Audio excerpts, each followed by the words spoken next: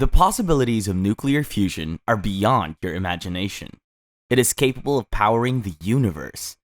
In the event it can be replicated on Earth, it would provide virtually unlimited energy with no carbon emissions. Additionally, nuclear fusion does not produce radioactive waste of any kind long-term, unlike current nuclear technology. Since the technology has been out of reach for decades, billions of dollars have been invested in this field regardless of the challenge.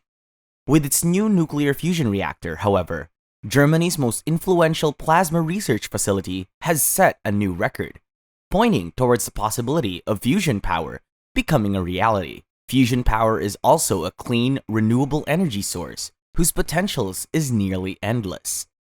So, what is this new nuclear fusion reactor and how does it work? Also, how does this reactor compare to the pioneering ITER reactor? Researchers have taken another step forward towards creating a fusion reactor capable of generating abundant, sustainable energy or mimicking the sun. Physicists have considered fusion to be a kind of holy grail. If successfully exploited, it could provide a safe, clean source of nuclear energy. The fusion process connects atoms instead of separating them as nuclear fission does. Therefore, no hazardous materials are created as a result. Then, an experimental reactor has been turned on by scientists at the Max Planck Institute for Plasma Physics in Germany, and hydrogen plasma has been produced in the device. And this is known as the Wendelstein 7X stellarator. In a stellarator, hydrogen atoms are smashed together and microwaved until the matter reaches a temperature of 100 million degrees. Then, the plasma is blasted up into space. In this process, the nuclei of atoms fuse to form helium, generating energy and reflecting what happens inside the sun's core. The donut-shaped core of the stellarator resembles a miniature star.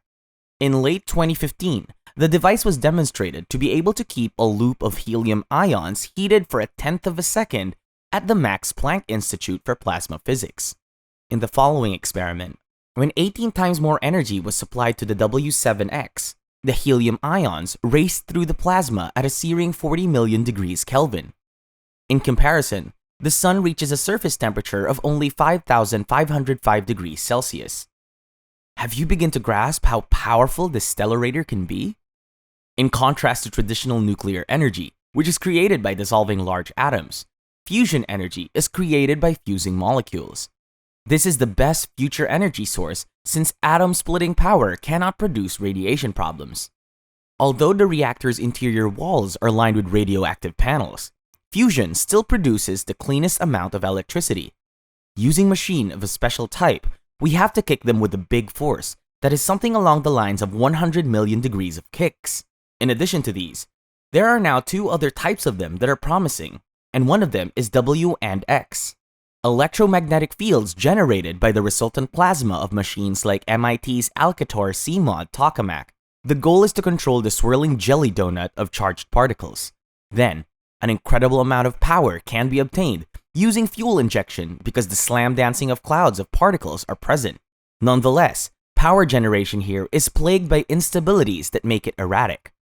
However, stellarators like the W7X contain the plasma using magnetic coils, so they have more control and the hot helium jelly can swirl for a longer period. Despite not matching the output of the tokamak's W7X's 15-meter wide machine, they appear to show promise as a method to bridge that gap. Meanwhile, nuclear fusion will be revolutionized by another technology, the ITER nuclear reactor. Cadarache, a scientific research center in France specializing in their nuclear power research, is building the first and largest machine of its kind in the world. Using two types of hydrogen, deuterium and tritium, the device would produce 500 megawatts. It would require 10 times as much energy to run, with a diameter of 100 feet and a height of 100 feet. ITER will be the largest nuclear fusion device ever built. If it is completed and the first plasma is generated in late 2025, it will be the world's largest magnetic confinement plasma experiment, as well as the most powerful experimental tokamak. The stellarator uses huge superconducting magnets to contain hydrogen plasma and heat it to pressures and temperatures necessary for it to fuse into helium, much like a tokamak does. About 3.5 meters tall, the Wendelstein 7X is comprised of 50 superconducting magnetic coils. Stellarators lock plasma into twisting and spiraling shapes instead of the torus or donut shapes of tokamaks. By using a transformer-like arrangement, the tokamak lets electrons and ions flow around the tube-like current. When this current is combined with the field that runs the length of the tube, it produces a spiraling magnetic field. It is interesting to note, however, that a tokamak can retain plasma to some extent better due to its symmetry, which allows particles to follow smoother paths. As a result of the large number of wiggles and ripples they may encounter, it is common for microscopic particles to be lost in stellarators. Since the 1970s, there have been a large number of fusion studies, culminating in the massive ITER Reactor project. Thanks to the graphite tiles on the internal walls of the Wendelstein 7X, the temperature inside the chamber can now be raised to a higher level. In addition to protecting the twisting chamber walls, a diverter also allows operators to pump more plasma in at higher temperatures. This allows them to control the density and purity of hydrogen plasma. A stellarator-type fusion reactor based on the Wendelstein 7X has been optimized to demonstrate feasibility. It took a great deal of theoretical and computational effort to develop the magnetic field that keeps the heated plasma contained within the vessel and away from its sides to overcome the drawbacks of previous accelerators. An important objective was to limit the energy loss of plasma caused by the magnetic field ripple. The plasma particles are lost as a result of drifting outward despite being bound to magnetic field lines. On the other hand, because of their symmetrical structure, tokamak suffers modest losses from magnetic field ripple. The energy losses in this region are affected by vortices, turbulence, and stellarators, all of which act as loss channels in the plasma. Due to this, lowering neoclassical losses is essential for stellarator optimization to keep up with the tokamak's excellent confinement properties. To reduce these losses, the magnetic field of Wendelstein 7X was engineered. Using existing heating equipment, Wendelstein 7X has already demonstrated the capability to create high-temperature plasmas and to set the stellarator world record for fusion products at high temperatures. In plants with a less optimal magnetic field, this might happen, as in the case of Wendelstein 7X. The same plasma values and profiles led to record achievement. After calculating neoclassical losses, it became apparent they would be greater than the input heating power. As a result, the plasma profile seen in Wendelstein 7X can only be generated in neoclassical fields with low losses. By adjusting the Wendelstein magnetic field, neoclassical losses are successfully reduced.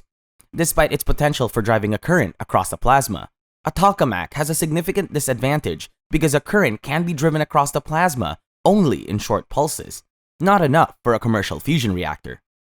Further, a sudden loss of plasma confinement can result in disruptions of current in the plasma, which can damage the reactor as magnetic forces are released. There are even problems with newer designs such as the spherical tokamak. In contrast, stellarators do not require pulsed fields because there is no circulating plasma current. The fields are generated by external coils. This has led some teams to stick up with the concept.